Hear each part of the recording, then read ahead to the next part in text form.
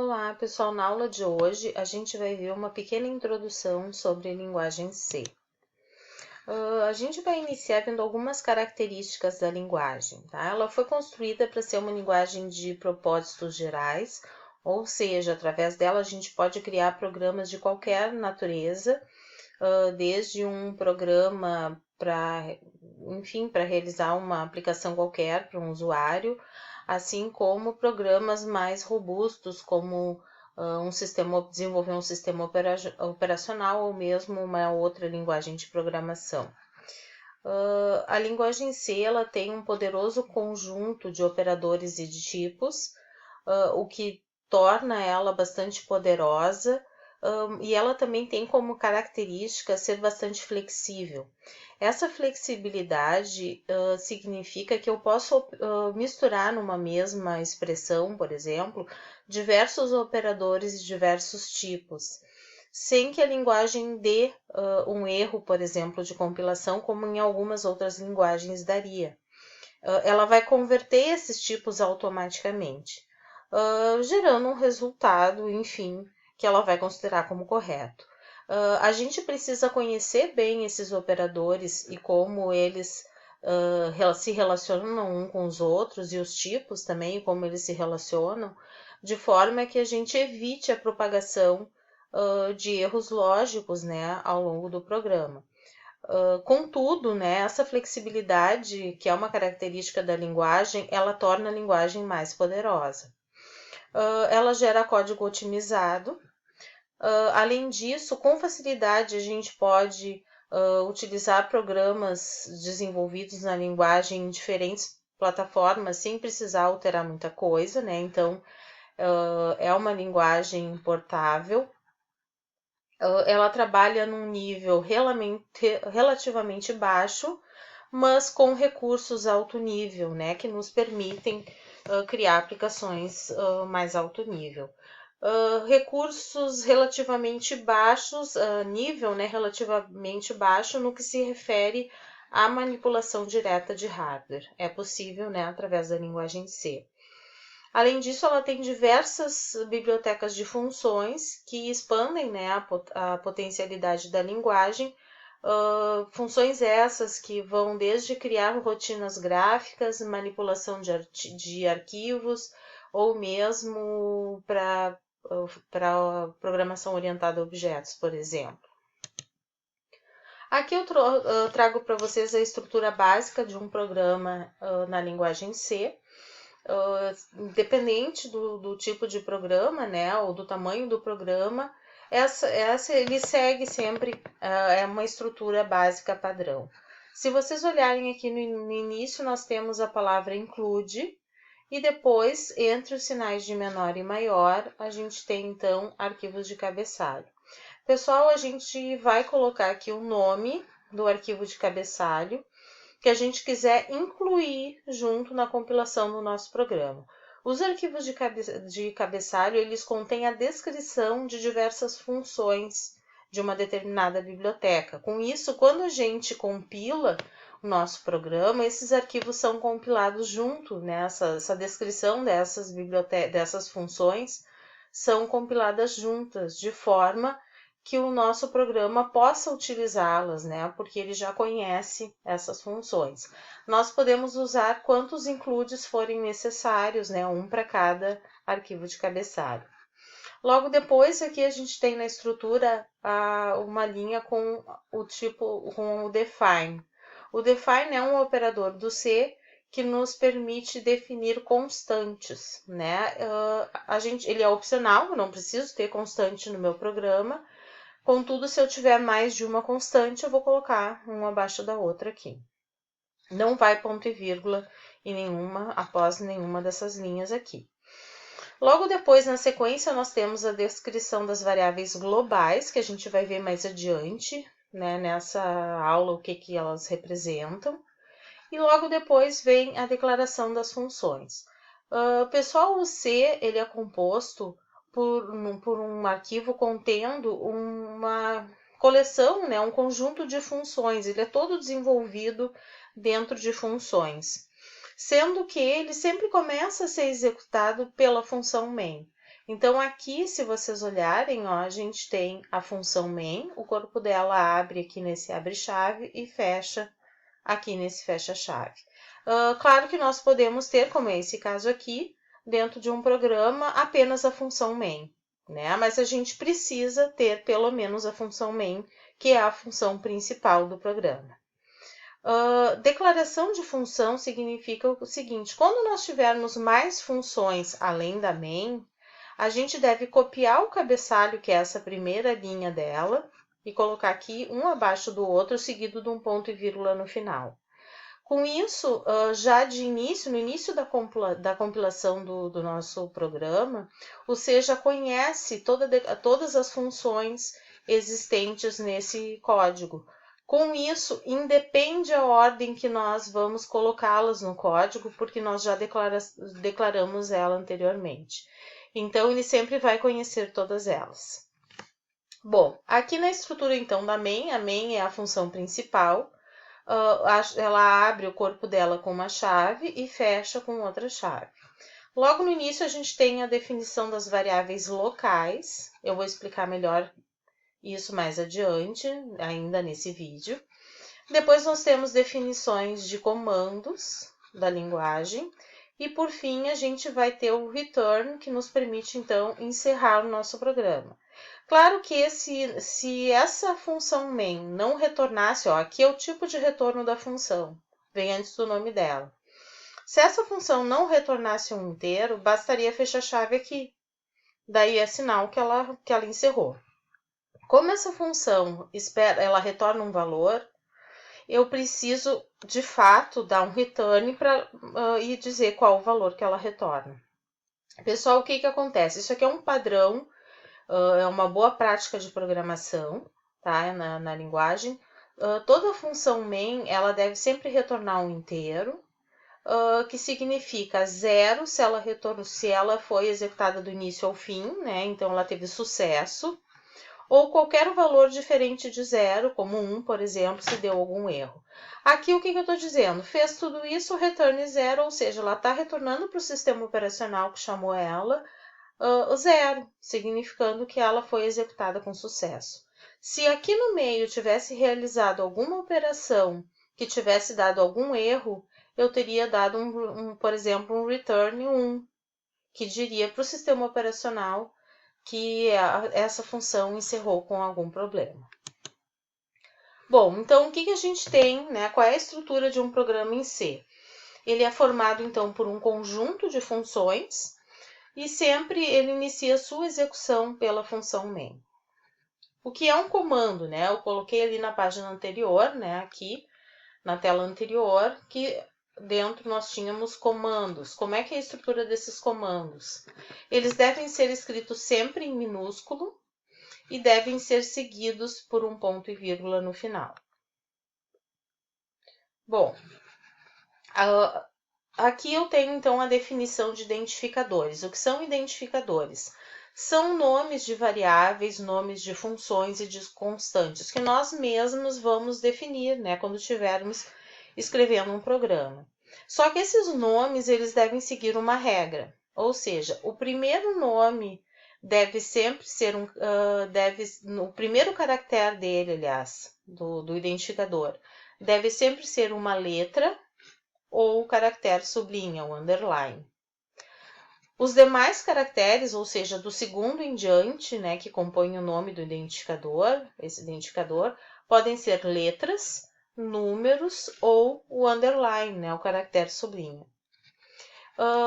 Cuidem porque o C é case sensitive, ou seja, ele distingue entre minúsculos e maiúsculos, tá? Então, cuidem disso quando vocês escreverem cada um dos identificadores de vocês. O número de caracteres significativos, o que são caracteres significativos de um identificador? Que o diferencia dos demais. Então, até onde o C vai testar para saber qual é esse caractere, esse identificador e diferenciá-los dos demais. Nesse ambiente e em outros ambientes mais simples, né, como esses de programação estruturada, enfim, são 31 caracteres. mas isso vai depender do compilador. Outra coisa que vocês devem cuidar é que nós não podemos utilizar palavras reservadas como identificadores. O que são palavras reservadas? São palavras já utilizadas na linguagem, como, por exemplo, nomes de comandos, nomes de funções que já existem em bibliotecas, né? Nome de tipos e assim por diante. Essas são palavras reservadas, portanto, nós não podemos criar identificadores contendo esses mesmos nomes. Aqui eu trouxe um exemplo de um primeiro programa em C, onde nós temos dois includes, cada um deles, então, vai incluir esse arquivo de cabeçalho aqui, e o segundo include vai incluir esse outro arquivo de cabeçalho, de forma que o C compile esses arquivos junto com a compilação do programa. O que é o stdio? É Standard I/O, né? Ou seja, é o arquivo de cabeçalho padrão, onde tem as principais funções de entrada e saída da linguagem C. O outro arquivo de cabeçalho é o conio.h, ou seja, com de console, I/O de entrada e saída. Então, corresponde, né, ao arquivo de cabeçalho de console, que tem outras funções para tratamento de console e também de entrada e saída. Bom, aqui a gente abre a nossa função principal, que abre a chave aqui e fecha lá embaixo. Pessoal, o que eu tenho aqui? Eu estou declarando duas variáveis do tipo float, pessoal, duas variáveis do tipo ponto flutuante, né, que permite valores fracionários. Depois eu estou chamando a função printf. A função printf ela está definida dentro da stdio.h, por isso que eu tenho que dar um include nela. E ela serve para colocar um string, um texto na tela, né, no console. Então, olhem só, dentro do printf está entre aspas duplas, que define um string, digite sua idade em anos. E o _n significa que logo depois que ele mostra isso aqui na tela, ele vai com o cursor para a linha de baixo. Bom, logo depois chama a função scanf. Pessoal, a função scanf é a função para entrada formatada de dados. Formatada porque eu vou dizer aqui qual o tipo de dados que vai ser digitado e para qual variável ela deve entrar. Notem que eu quero ler do teclado a idade do usuário. Então, a idade, tá aqui, é anos, quantos anos ele tem, foi definido como float. Então, eu vou dar um scanf do tipo %f de float, é o tipo, então, que deve ser digitado pelo usuário, vírgula, e isso vai ser lido para dentro da variável anos. Só que a função scanf, quando foi definida, ela espera receber um endereço de memória da variável anos. Por isso, a gente deve usar aqui esse e-comercial, que é um operador do C, que fornece, então, o endereço de memória da variável. Certo? A função scanf também está definida dentro do Standard I/O. Por isso, a gente tem que dar um include aqui. Na linha de baixo, o que eu faço? Dias, que é a minha variável, recebe anos vezes 365. Ou seja, em cada ano eu tenho 365 dias. Então, eu vou multiplicar o número de anos que a pessoa já viveu vezes 365 dias, assim eu sei o número de dias que ela já viveu. E o resultado dessa expressão eu vou atribuir à variável dias. Então, agora a variável dias já tem o número de dias que essa pessoa já viveu. Então, agora eu chamo de novo a função printf, mando aqui, coloco entre aspas, né, o string, sua idade em dias é 2 pontos, e eu espero que nesse local onde eu coloquei o percentual f aqui, né, que é o código de formatação da saída, seja apresentado o conteúdo dessa variável que veio depois da vírgula. Então, aqui tem um número e ele vai ser apresentado nesse local aqui, certo? E contra /n é para que o cursor vá para a linha de baixo logo depois. Bom, pessoal, feito isso, então já mostrei na tela. Agora o getCh é para fazer uma pausa. Ou seja, o getCh é uma função que serve para entrada de caracteres, ou seja, ele fica esperando que a pessoa digite, tecle algum caractere. Essa função está definida dentro da conio.h, por isso que ela foi feito o include dela aqui, e ele serve para fazer uma pausa, para que o console não feche, porque senão o que acontece? Se eu não faço pausa nenhuma, nem com essa função ou com nenhuma outra, o que vai acontecer é que vai aparecer o resultado na tela e o console já vai fechar e a gente mal vai conseguir ver esse resultado. Portanto, o getCH faz dar uma pausa. E o return 0, então, é aquilo que eu falei para vocês anteriormente, né? Ele sai da função retornando 0, dizendo que tudo foi realizado com sucesso. Pessoal, é claro que aqui nesse caso eu poderia ter declarado essas variáveis como do tipo int. Então, quantos anos a pessoa tem? Eu posso prever que ela vai ter 20, 30, 40 anos, né? Só que, como eu vou calcular o número de dias, eu quero ser um pouco mais precisa. Então, por exemplo, eu quero que a pessoa me diga que se ela tem 20 anos e meio, né? 20,6 anos. Ou seja, ela não necessariamente tem 20 anos redondo, né? Ela pode ter 20 anos e alguns meses. Portanto, aqui foi feito o cálculo com o float, né? Mas poderíamos também, depende da concepção, né, do enunciado da questão, ela poderia ser feita com int. Bom, pessoal, seguindo aqui, vocês... até vou voltar ali para a tela anterior. Vocês devem ter visto, que aqui eu fiz vários comentários, né? Esse // serve para a gente fazer comentário em uma única linha de código. O comentário é algo que nós escrevemos e que o compilador não vai compilar, ele não vai testar para saber se está certo ou errado. Ele não faz parte do programa, né? É só para a gente poder olhar. Então, aqui, o que a gente tem? A gente tem um comentário de uma única linha ou tem um comentário de parágrafo, que é o barra asterisco e no final asterisco barra. Por exemplo, aqui eu tenho barra asterisco programa média.c, calcula a média aritmética de 10 valores inteiros, asterisco barra. Isso significa que todo esse parágrafo aqui está comentado. Ou eu poderia fazer // o trecho abaixo, calcula a média aritmética de 10 valores inteiros. Nesse caso, estaria numa única linha, daí eu poderia fazer o //. Bom, eu trouxe aqui alguns tipos de dados para vocês, né? E os número de bytes correspondentes a eles e o intervalo de representação. Mas isso também, pessoal, é uma coisa que depende do ambiente que a gente está utilizando, tá? Então, eu trouxe aqui para o ambiente que que eu vou indicar, né? Que eu estou indicando para vocês a utilização, mas isso vai variar também de acordo com o ambiente.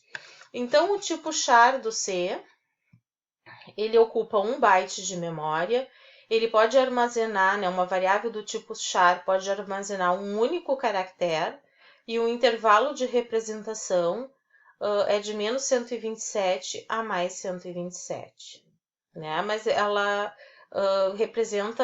pode armazenar um único valor, um único caractere, desculpa. Então, a letra A, a letra C, o asterisco, um por vez.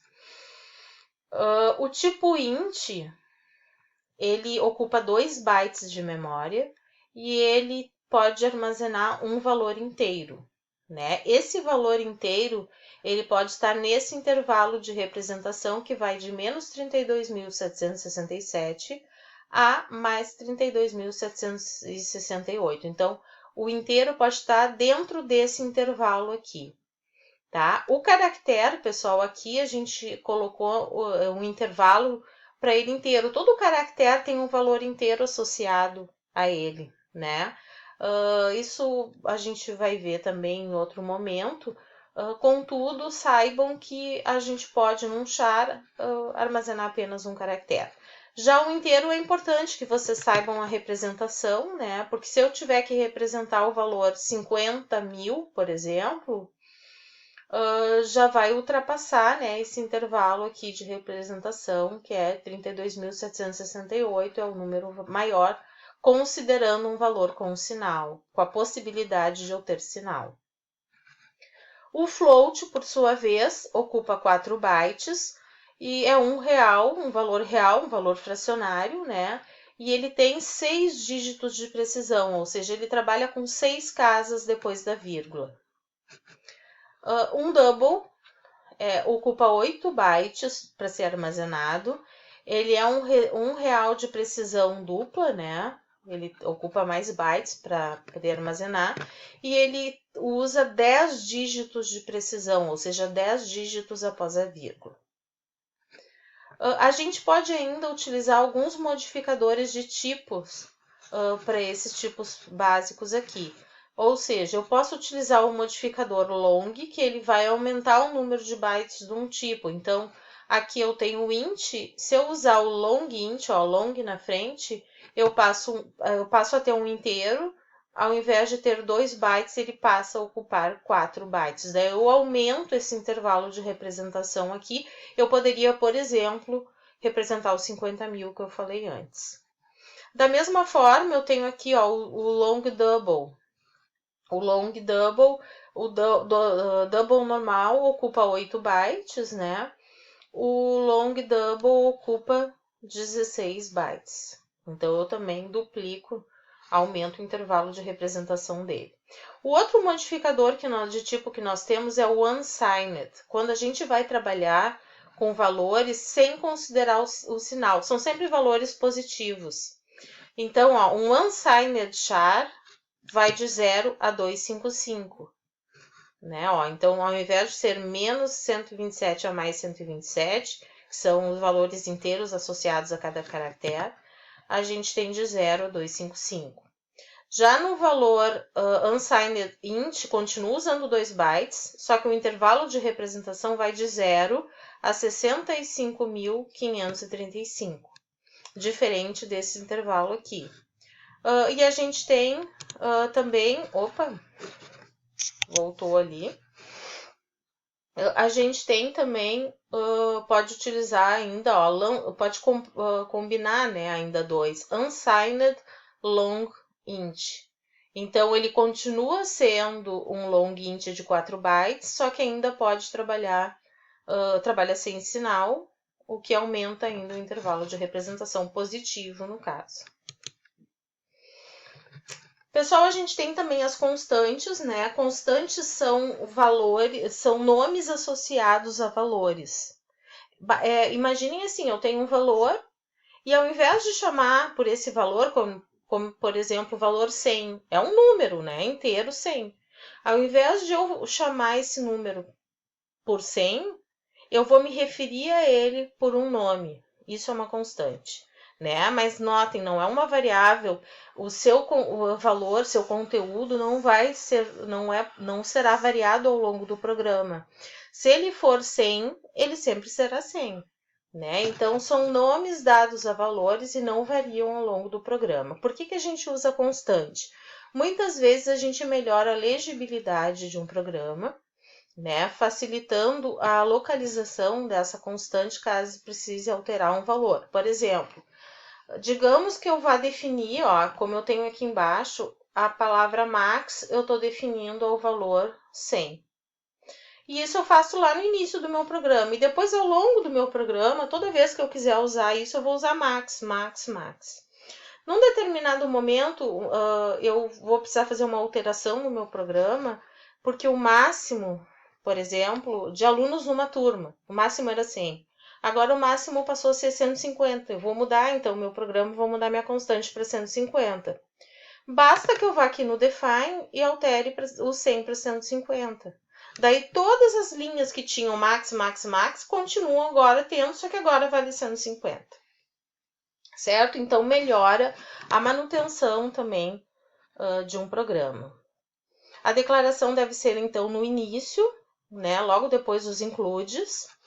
E é recomendável que a gente utilize letras maiúsculas. Isso é uma questão de prática de programação, né? Não de regra da linguagem.